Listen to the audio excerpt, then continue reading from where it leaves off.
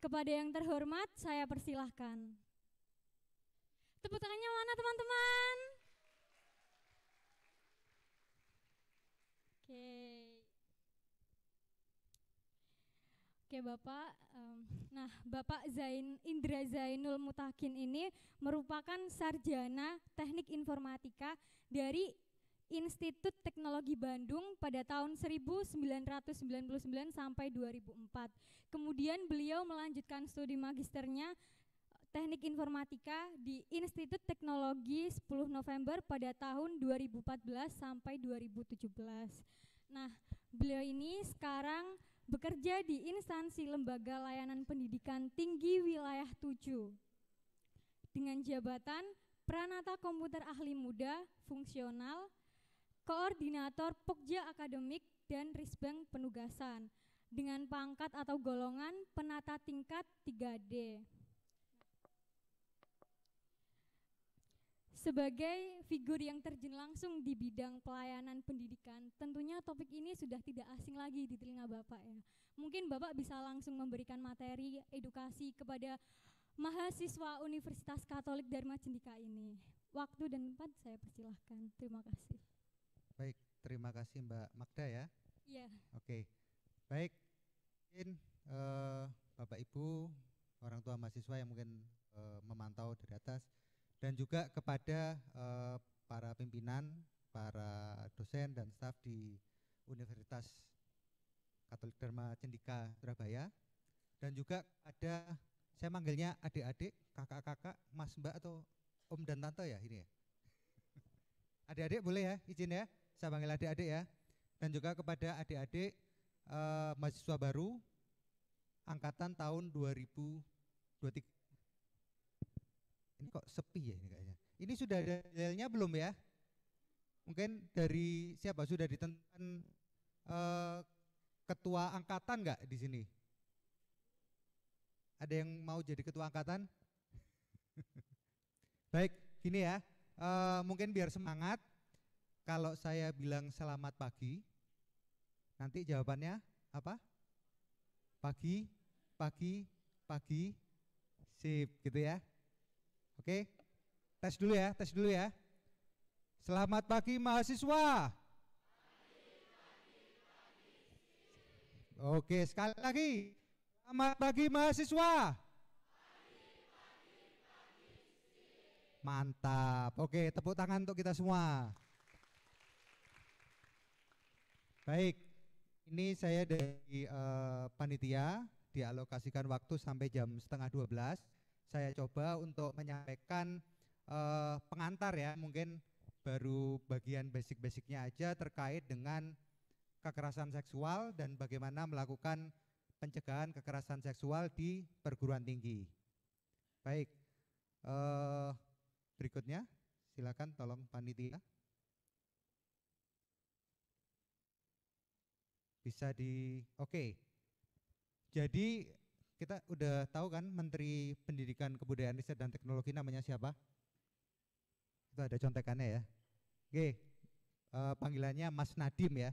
Jadi beliau menyampaikan bahwa pendidikan tinggi itu adalah batu loncatan. Maka setiap kampus di Indonesia harus merdeka dari segala bentuk kekerasan dan menjadi lingkungan yang kondusif bagi mahasiswa untuk mengembangkan potensinya. Oke.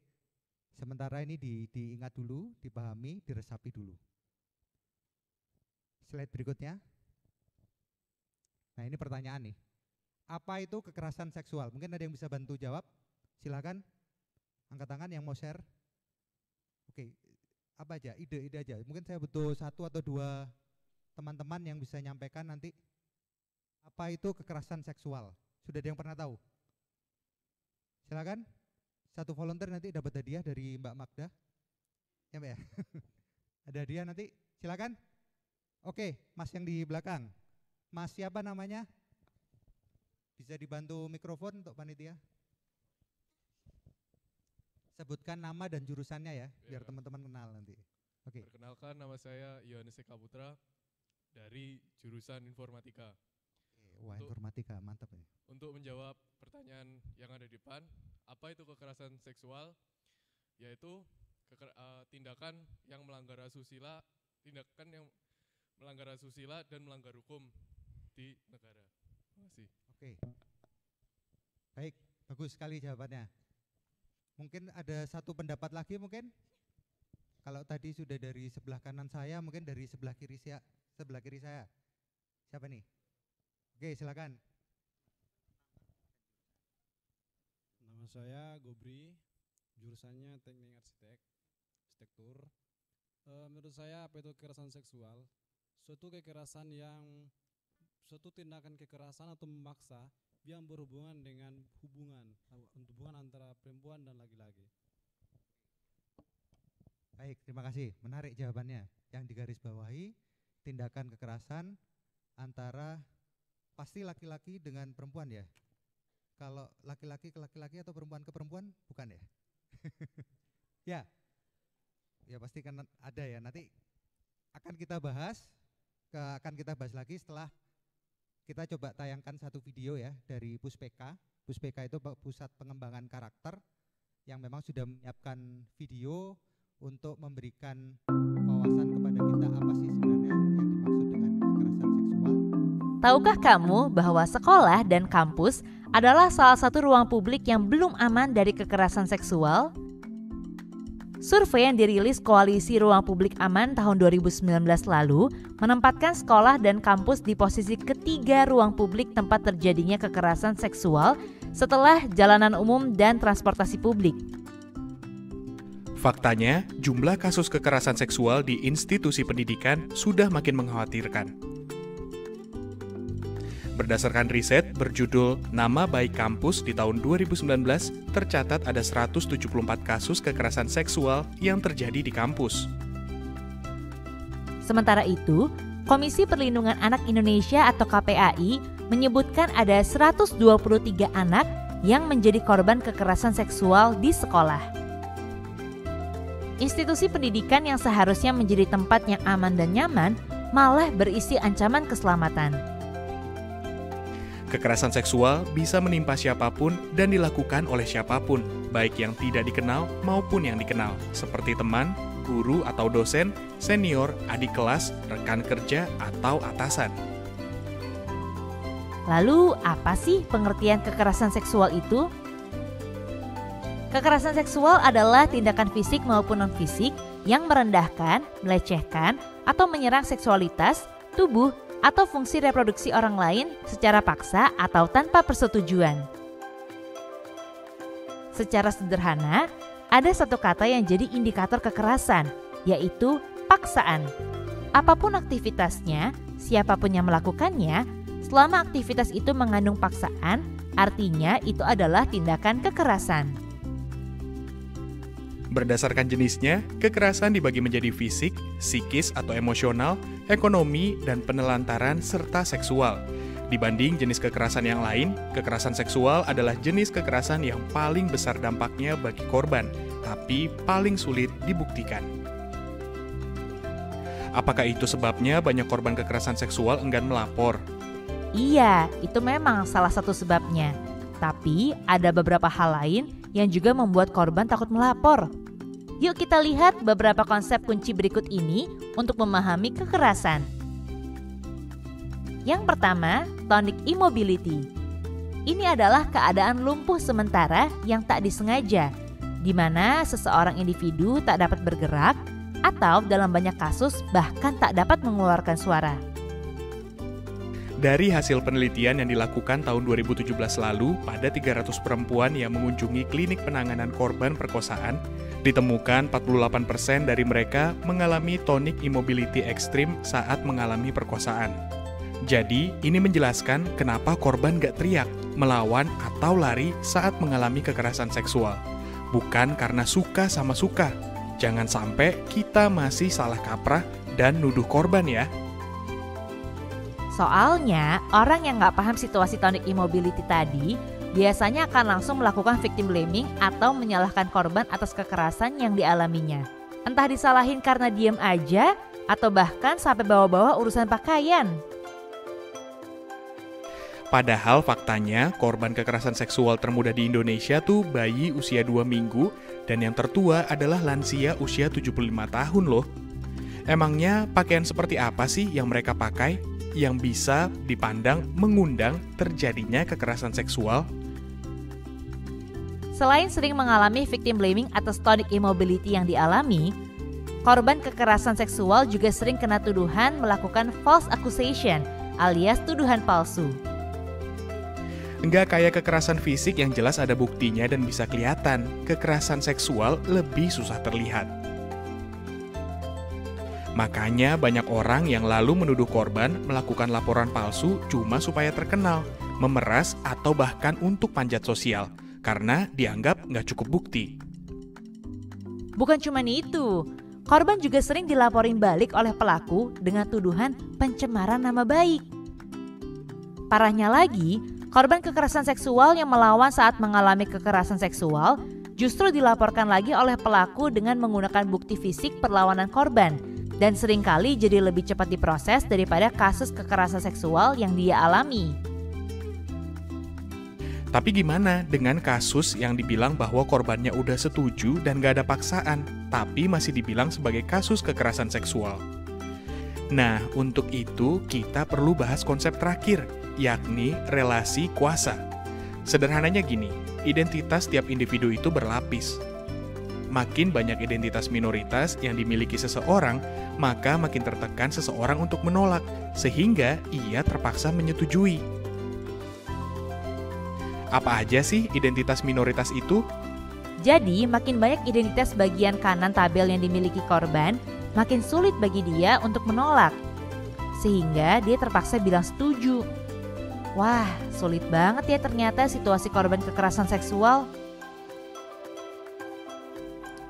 Bukan cuma secara fisik, kekerasan seksual juga bisa terjadi di ranah online dan rentan dialami oleh kita-kita yang berusia di atas 18 tahun yang kebanyakan adalah pengguna aktif media sosial.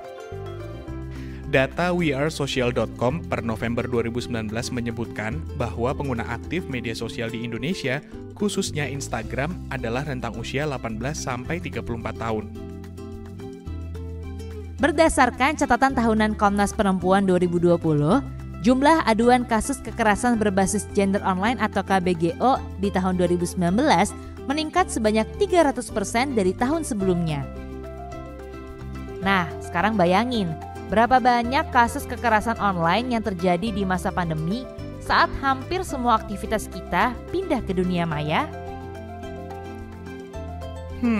Ternyata sebegitu rentannya ya posisi kita sebagai anak muda. Terus, apa yang bisa kita lakukan ya? Jika kamu mengalami sendiri kasus kekerasan seksual, segera ceritakan kasus yang kamu alami ke orang dewasa yang bisa kamu percayai, atau segera hubungi organisasi yang bisa mendampingi korban dengan menggunakan tagar gerak bersama di media sosial. Kalau kasusnya terjadi pada orang yang kamu kenal, coba dengarkan mereka tanpa menghakimi ataupun memaksakan saran yang menurut kita baik. Ingat, paksaan adalah indikator kekerasan. Pastikan kita tidak melakukan kekerasan. Kita mendukung dan membantu korban.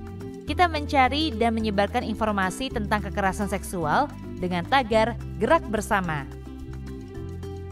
Jadi, apakah sekolah atau kampusmu sudah aman dari kekerasan seksual? Ayo kenali bentuk-bentuk kekerasan seksual dan laporkan ke orang yang kamu percayai apabila kamu melihat, mendengar, atau mengalaminya. Menjaga agar sekolah atau kampus kita aman dari kekerasan seksual adalah tanggung jawab kita bersama.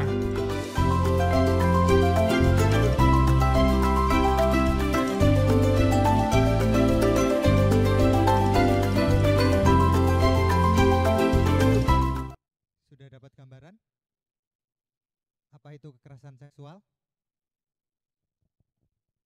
Tadi jawaban dari teman-teman kita, tadi Mas Yohanes ya, dari Teknik Informatika, dan Mas Gofri ya, Gofri dari Arsitektur.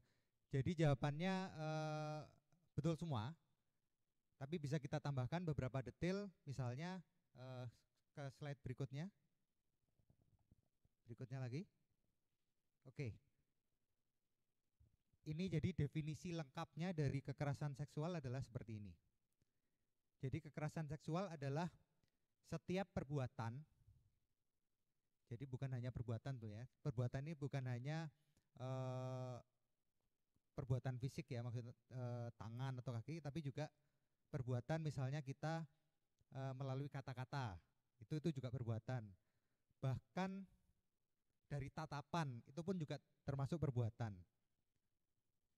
Yaitu setiap perbuatan yang merendahkan, menghina, melecehkan, dan atau menyerang tubuh, dan atau fungsi reproduksi seseorang. Nah ini. Kemudian yang kedua adalah yang diakibatkan karena ketimpangan relasi kuasa dan atau gender. Tadi kan sudah di video sudah ditunjukkan apa yang dimaksud dengan relasi kuasa ya. Jadi ada yang dominan, ada yang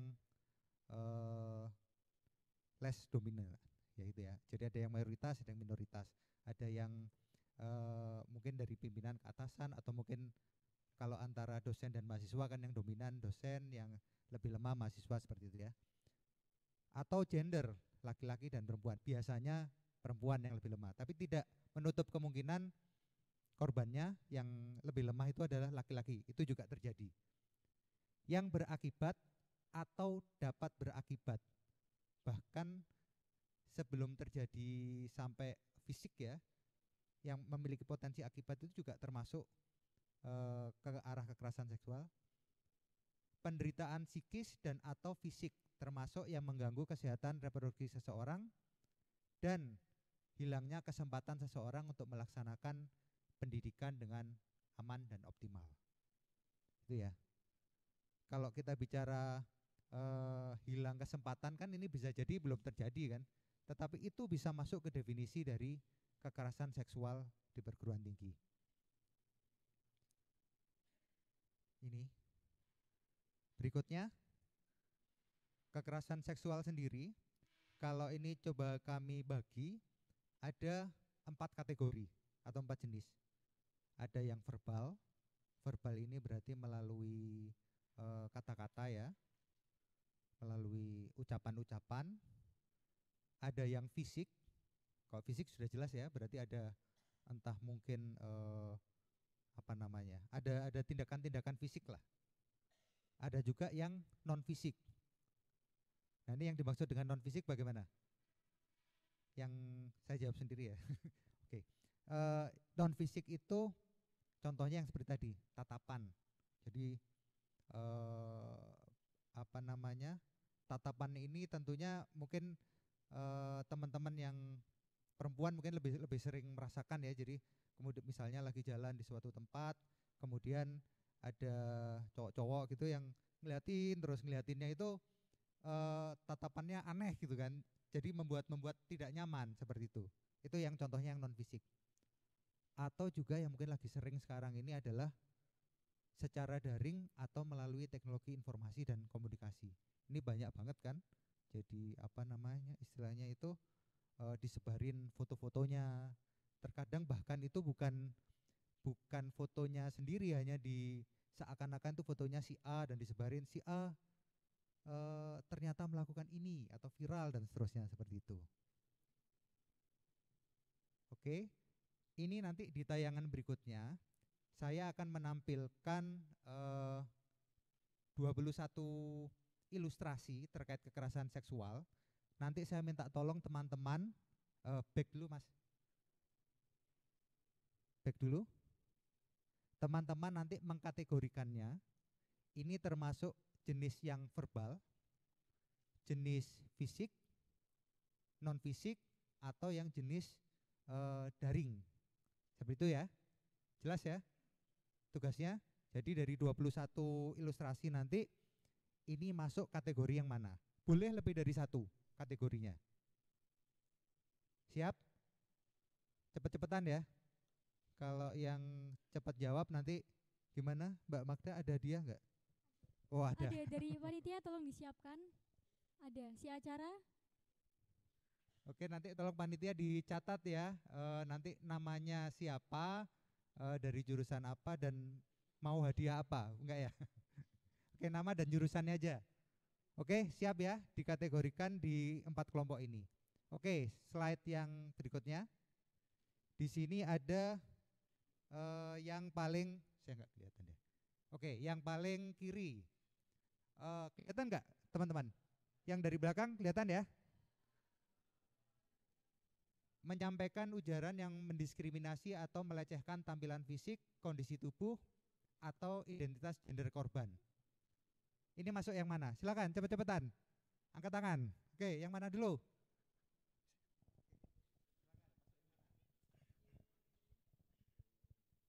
Perkenalkan, nama saya Niko Pratama dari Fakultas Teknik Informatika. Iya. Jadi menurut saya gambar yang pertama ini merupakan kategori verbal karena menggunakan kata-kata. Tidak.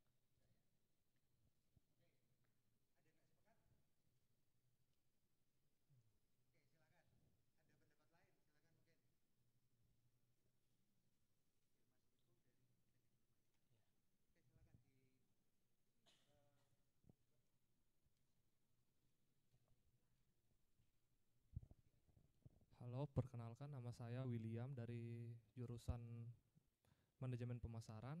Di sini saya akan menambahkan bahwa itu ada sama kekerasan non fisik. Kekerasan non fisik. Ya.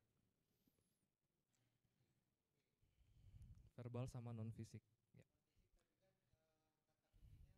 Penglihatan.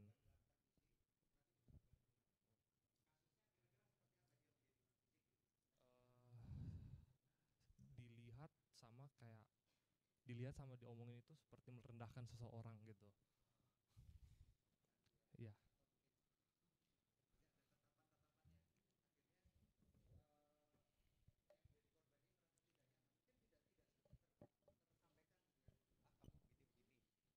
Makasih. Mungkin tidak sampai ke ucap omongannya, kamu begini, kamu begini. Tapi bisa jadi ya, dengan melihat, kemudian dengan tatapan yang mungkin tatapan meremehkan, tatapan yang ininya tidak menyenangkan buat si korbannya, itu juga masuk. Jadi kita dari satu contoh ini kita bisa lihat sebetulnya dari satu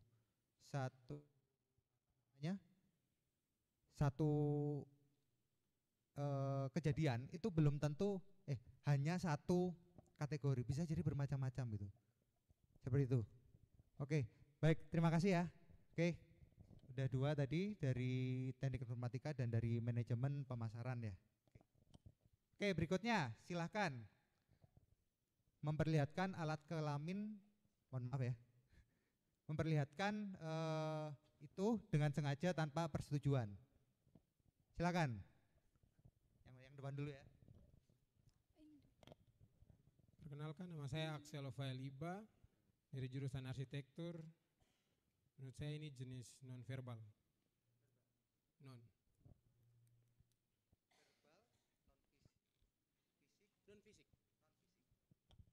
Oke, terima kasih.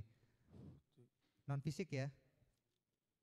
Karena non-fisik yang bersangkutan tidak tidak menciderai fisiknya seseorang, tetapi tentu saja kalau kita lihat di ilustrasi itu kan korbannya menjadi malu, menutup mata, dan mungkin dalam tanda petik jijik, tidak terima ya, seperti itu. Oke, ada pendapat lagi selain non fisik mungkin? Di belakang. Oh, tolong panitia diberikan mikrofonnya. Perkenalkan, nama saya Lintang dari manajemen pemasaran. Menurut saya itu fisik. Iya.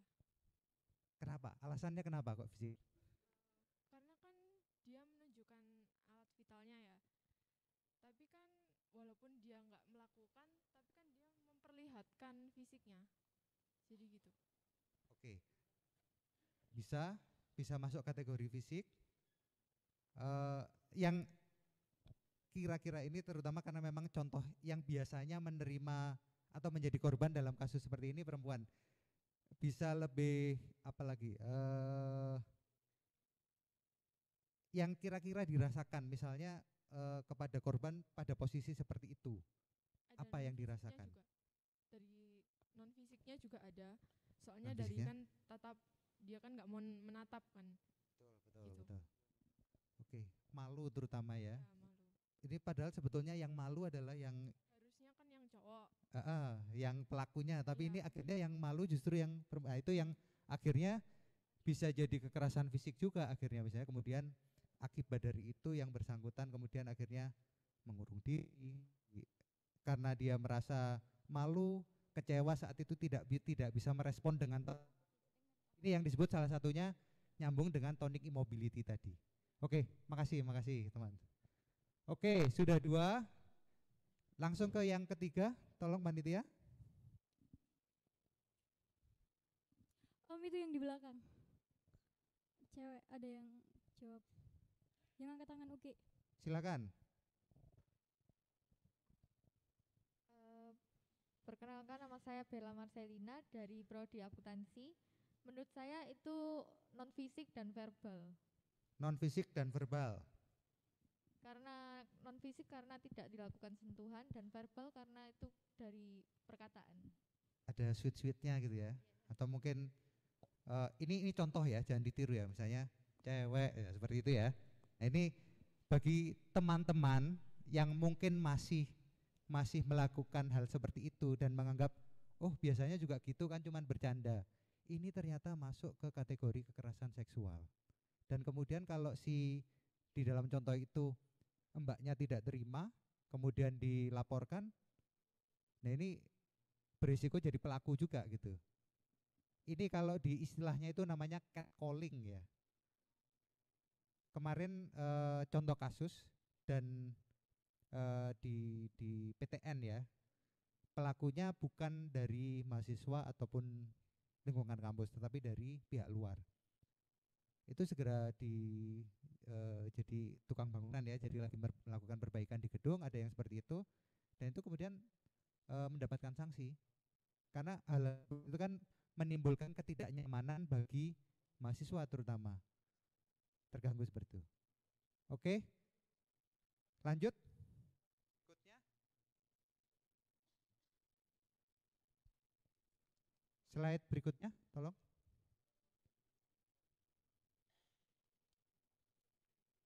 Yang gambar yang pakai kacamata itu agak digeser ke kiri. Nah, menatap ban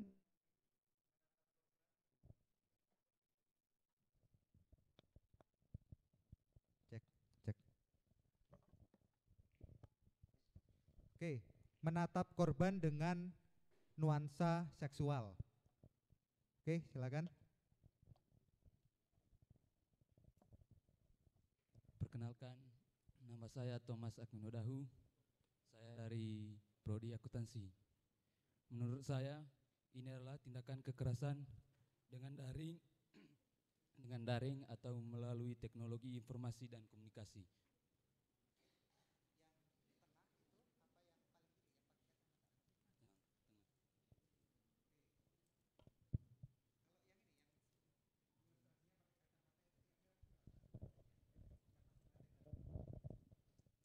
Korban dengan nuansa seksual. Itu, ini gambarnya. Kalau ini kira-kira masuk kategori yang mana? Non fisik. Non fisik ya. Jadi yang bersangkutan mungkin hanya ngeliatin aja, tetapi ya itu kalau kita lihat di ilustrasinya mungkin sambil ngiler-ngiler gitu ya masnya. Kan pasti nggak nyaman sekali. Saya pun laki-laki kalau dilihatin dengan seperti itu ya, aduh, ya gitu kan. Tidak nyaman sekali. Oke, terima kasih. Oke, berikutnya kita agak percepat ya. Yang di tengah tadi sudah disampaikan itu melalui secara online ya. Ini yang secara online ini pun juga patut diwaspadai sekali karena sekarang kita udah begitu sudah masuk ke online bisa tersebar kemana-mana, dampaknya bisa jadi sangat luas dan sangat merugikan ataupun menghancurkan gitu ya. Ini perlu berhati-hati, jangan sampai kemudian teman-teman di sini melakukan hal yang seperti ini. Berikutnya mengambil, merekam, dan mengedarkan foto, rekaman audio, dan rekaman visual korban tanpa persetujuan. Ini langsung online ya, kalau yang ini ya, kekerasan secara online ya. Oke, waktunya 12 menit lagi. Dan ini panitia nanti slide-nya mungkin bisa di-share juga buat teman-teman nanti biar bisa belajar. Kita udah bahas 6 contoh ya. Ini nanti di bawahnya lagi ada 15 contoh lagi. Nanti tolong teman-teman mungkin pelajari atau teman-teman coba pahami bahwa ternyata ragam dari kekerasan seksual itu bukan hanya perlakuan fisik saja atau yang sampai misalnya contohnya perkosaan. Bahkan hal-hal yang mungkin kesannya simpel atau sudah biasa gitu di masyarakat seperti catcalling itu juga termasuk bentuk dari kekerasan seksual. Nanti teman-teman bisa coba lihat-lihat lagi untuk ke contoh 15 contoh lainnya. Mungkin bisa ditampilkan dulu sebentar panitia, cepet-cepetan aja. Oke. Jadi kata kuncinya apa? Indikator adanya kekerasan itu berarti ada paksaan atau ada pihak yang merasa dipaksa. Begitu juga sebaliknya. Kalau ada kegiatan yang mengandung paksaan, itu pasti cenderung kepada kekerasan. Gitu ya. Jadi kalau sifatnya ada membuat salah satu pihak merasa dipaksa atau akhirnya tidak bisa, apalagi sampai tidak bisa melawan ya, seperti itu ya, karena relasi kuasa tadi, ini pasti indikasinya adalah kekerasan. Ini nanti yang teman-teman harus memahami betul, jangan sampai jadi pelaku, dan teman-teman nanti juga saat teman-teman merasa dalam kondisi tertentu yang seperti ini, kondisi kok ada sepertinya ada paksaan ini, jangan-jangan saya sedang mengalami perlakuan kekerasan. Ini teman-teman juga bisa segera melakukan antisipasi.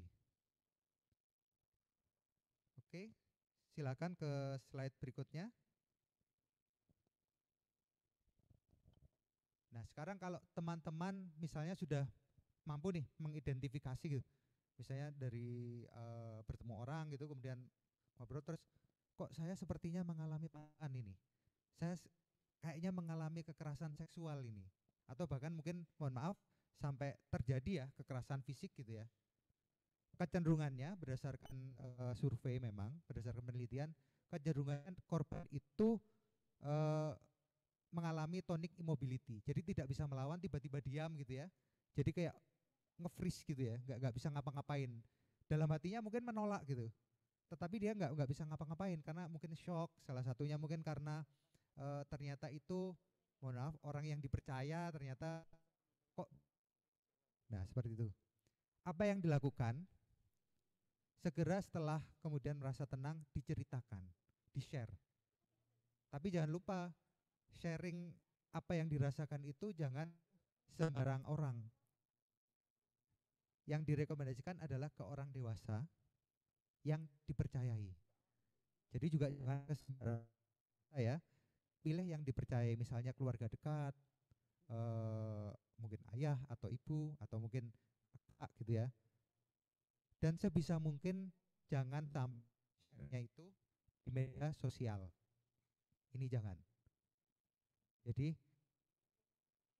diceritakan supaya agak lega, kemudian dituliskan kronologis buat catatan gitu ya. Sekali lagi, ini bukan untuk dipublikasikan online, tapi dicatat, disimpan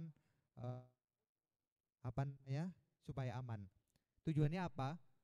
Ini bisa menjadi dokumen yang diperlukan saat misalnya nanti ada proses penanganan terhadap pelaku, itu ya, menjadi bukti yang dapat digunakan untuk menunjukkan bahwa kita adalah sebagai korban. Kemudian seperti yang disampaikan juga di video, segera hubungi organisasi yang memang melakukan pendampingan terhadap korban. Misalnya contohnya yang ini mungkin kalau untuk kasus yang lebih ekstrim ya, kasusnya misalnya yang enggak seperti perkosaan, mohon maaf, itu segera hubungi supaya mendapatkan pendampingan yang sesuai. Kemudian ini yang keempat adalah melaporkan kepada unit pencegahan atau penanganan kekerasan seksual yang ada di perguruan tinggi teman-teman. Jadi yang ada di kampus ya. Kemudian jika memang teman-teman merasa ini saya walaupun saya sudah sharing, sudah ceritakan ke keluarga terdekat, kemudian sudah melaporkan, masih belum tenang ya, masih ada hal yang masih mengganjal, silakan teman-teman gunakan layanan konseling atau layanan konseling keagamaan. Intinya teman-teman supaya dapat segera pulih gitu ya. Segera pulih dalam artian korban ini tidak harus segera pulih memang, tetapi take your time gitu ya untuk memulihkan diri. Jangan dipaksakan. Pada banyak kasus dipaksakan pulih, biasanya orang-orang sekitar udah nggak apa-apa, udah jangan digini. Tapi ternyata sebenarnya masih belum selesai ini. Nah ini yang memang yang lebih mengerti sudah bisa memulihkan diri kan teman-teman sendiri. Nah ini yang take your time ya untuk seperti itu. Oke, slide berikutnya. Yang perlu teman-teman yakini adalah dalam jika kekerasan seksual, teman-teman itu enggak sendiri. Masih ada keluarga, atau kalau di kampus, dari kampus pasti menyediakan unit-unit layanan untuk membantu atau mendampingi teman-teman dalam menghadapi kasus kekerasan seksual ini. Itu. Oke. Slide berikutnya. Nah, kemudian apa yang harus teman-teman lakukan misalnya jika mengetahui adanya kasus kekerasan seksual yang terjadi. Misalnya lagi jalan terus kita lihat di sana ada ada perempuan atau mungkin yang sedang dideketin oleh cowok gitu ya. Tapi kelihatan dari si ceweknya ini merasa nggak nyaman gitu. Nah, ini teman-teman bisa, kalau teman-teman berani ya, langsung ditegur pelakunya. Mas, ngapain? Seperti itu ya. Jadi dia teralih gitu. Itu. Ini juga yang alihkan perhatian, bentuknya bisa kita bukan menegur pelakunya tetapi justru mendatangi korbannya. Jadi kita nanya ke korbannya, Mbak, maaf Mbak, kalau arah sini kemana ya? Jadi proses dominasi yang terjadi antara si pelaku dan korban ini langsung terpecah. Yang tadi adanya relasi kuasa tadi atau adanya tonic immobility, si mbaknya khawatir ini, jadi si mbaknya itu ada yang nolong gitu ya. Jangan didiemin aja seperti itu. Oke, pelaku perhatiannya teralihkan, biasanya nanti menghindar seperti itu. Atau mungkin bisa jadi mengajak orang lain untuk membantu. Misalnya kemudian karena kita, itu kok yang pelaku serem, saya nggak berani gitu. Ada petugas keamanan di kampus, kita cerita, Pak di sana kayaknya ada yang seperti ini, nanti dibantu oleh pihak lain. Atau bisa juga ini kasusnya yang tunggu situasi reda itu adalah kita melihat kayaknya kita nggak mampu deh mencegah kejadian itu. Tetapi yang bisa kita upayakan adalah supaya nanti si korbannya cerita, supaya dia tetap sharing gitu ya. Jadi mungkin setelah pelakunya pergi, ditanya, ada apa? Tadi kenapa?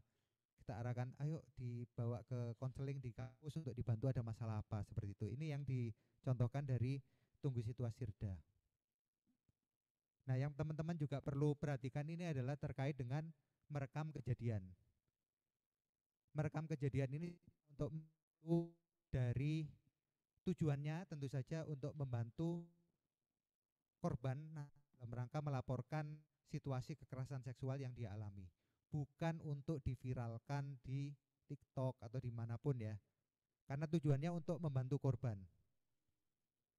Setelah direkam, disampaikan korban, ini tadi sudah sempat saya rekam, silakan diberikan, terus dihapus, sudah. Karena kita tahu ya, begitu misalnya rekaman itu sudah sampai ke online gitu, wah udah bisa kemana-mana, udah dampaknya udah sangat besar. Kita hapus di tempat satu ternyata di lain udah ada yang ngopi kan. Nah ini sangat berbahaya. Jadi tolong teman-teman berhati-hati saat melakukan proses merekam kejadian ini. Dilakukan dengan bijak, jangan sampai nanti justru teman-teman sendiri yang akhirnya terkena UU ITE. Seperti itu ya. Oke, sudah. Berikutnya ini ya. Janganlah takut untuk membantu, karena dengan membantu itu teman-teman sudah membela hak asasi dari orang-orang di sekitar teman-teman. Oke. Berikutnya. Nah ini seperti kita tahu untuk penanganan ataupun pencegahan kekerasan seksual itu memang melibatkan kerjasama dan koordinasi dari berbagai pihak. Ada dari mahasiswa, juga dari dosen dan pendidik, dan juga dari perguruan tingginya sendiri. Nah, teman-teman dapat mengambil peran untuk mencegah kekerasan seksual di perguruan tinggi dengan antara lain perbanyaklah melakukan diskusi-diskusi atau kegiatan terkait dengan hak-hak asasi. Apa itu relasi kuasa? Kemudian tentu saja kekerasan seksual ini juga tidak hanya berbasis gender, tetapi juga apakah kepada yang disable. Jadi teman-teman harus benar-benar memperhatikan kelompok-kelompok mana yang memang rentan sekali untuk mendapatkan kekerasan. Ini yang nanti teman-teman juga harus berperan melindungi. Seperti itu. Kemudian tolong jangan digeser dulu. Oke, di sini ada ikuti sosialisasi di kampus mengenai langkah-langkah anti kekerasan seksual. Nah, ini sudah kita lakukan sekarang ya. Ya, nanti kalau ada lanjutan lagi dari Bu, silahkan diikuti. Kemudian juga ada namanya satuan tugas pencegahan dan penanganan kekerasan seksual di perguruan tinggi. Satuan tugas yang memang dari Mas Menteri meminta untuk dibentuk di setiap perguruan tinggi untuk melakukan fasilitasi atau pendampingan terkait dengan penyelesaian kekerasan seksual. Dan memang di aturan tersebut mahasiswa diberikan peran yang cukup signifikan karena Satgas ini 50% lebih dari anggota Satgas harus dari mahasiswa, tuh kan. Karena memang yang banyak menerima dalam tanda petik yang sebagai korban pada proses KS di kampus itu adalah mahasiswa. Jadi memang peran aktif dari mahasiswa untuk lebih mengenali permasalahannya ada diberikan ruang di Satgas BPKS. Kemudian juga terapkan relasi yang sehat dengan dosen dan tendik dalam pelaksanaan tridharma perguruan tinggi baik di dalam maupun di luar kampus. Oke, berikutnya. Di sini tentu saja dosen dan tendik juga peran yang sangat signifikan. Detailnya tidak saya bahas. Nanti bisa lihat, dan ini juga perguruan tinggi. Perguruan tinggi adalah yang memiliki peran sentral dalam memfasilitasi penanganan kekerasan seksual di wilayahnya. Seperti itu. Oke. Next. Sama bergerak bersama ya. Jadi tagarnya itu adalah bersama, bahwa semua pihak ini termasuk teman-teman semua berperan penting dalam pencegahan dan penanganan kekerasan seksual. Oke. Oke. Baik, teman-teman, terima kasih. Semoga yang saya sampaikan ini dapat membawa manfaat dan dapat memberikan pencerahan kepada teman-teman terkait kekerasan seksual itu bagaimana, kemudian cara menanganinya bagaimana, dan harus berkoordinasi dengan siapa. Baik, mungkin begitu dari saya. Kembalikan lagi ke Mbak Magda. Oke, terima kasih Bapak Indra Zainul Mutakin. Tepuk tangannya dong. Oke, jadi langsung saja karena waktu juga udah setiap ini yang dimaksud dengan kekerasan seksual, definisi lengkapnya itu setiap perbuatan merendahkan, menghina, melecehkan atau menyerang tubuh atau fungsi reproduksi seseorang karena ketimpangan relasi kuasa atau gender. Nah, kekerasan seksual ini bisa dilakukan oleh siapa saja dan di mana saja. Oleh karena itu kita harus waspada ya teman-teman. Untuk kekerasan seksual itu ada empat kategori, yaitu verbal, fisik, non-fisik, dan daring. Kita, mahasiswa sebagai agent of change, diharapkan menjadi garda terdepan yang mampu mempertahankan nilai karakter bangsa dengan tidak menjadi korban dan pelaku pelecehan seksual. Cukup sekian, bila ada kesalahan dalam penyampaian, kami mohon maaf. Kemudian saya serahkan ke MC. Terima kasih. Oke, terima kasih Kak Lena. Dan selanjutnya akan ada penyerahan sertifikat kepada narasumber yang akan diserahkan oleh Ibu Citra Anggraini Tresyanto, Sarjana Ekonomi Magister Manajemen. Kepada Ibu Citra dimohon untuk dapat maju ke depan dan menyerahkan sertifikat kepada narasumber pertama hari ini.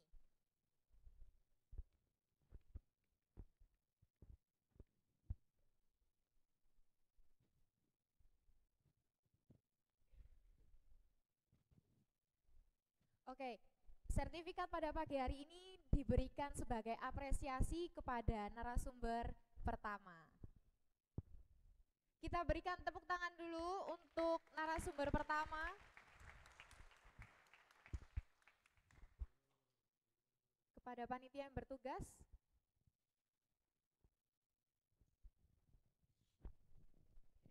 Nah, selanjutnya ada penyerahan sertifikat kepada moderator. Untuk saudara Nicholas Ardi dipersilakan untuk maju ke depan untuk menyerahkan sertifikat kepada moderator.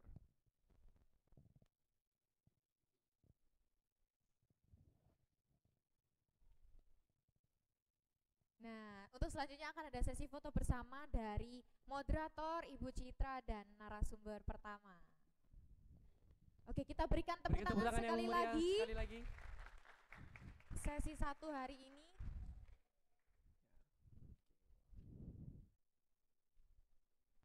Baik, nah dengan begitu berarti sesi pertama sudah selesai ya Kak ya? Benar banget Kak Flo. Oke, jadi udah dapat apa aja nih dari sesi 1 nih? Ya teman-teman, gimana? Gimana nih sesi satunya? Iya, pokoknya jangan lupa ya teman-teman, resumnya udah ditulis sesuai dengan ketentuan tadi. Benar banget. Dan juga jangan lupa, resumnya di akhir kan jangan lupa minta tanda tangan juga ya Kak ya? Sama kakak PJK-nya tanda masing-masing. Tangan PJK-nya. Jadi nanti itu di akhir akan di-scan, terus kalian kumpulkan di Google Form ya. Betul. Nah, oke. Terus selanjutnya Kak, tadi kita kan belum pemanasan, belum bakar-bakar diri gitu ya kan. Kita belajar dulu tagline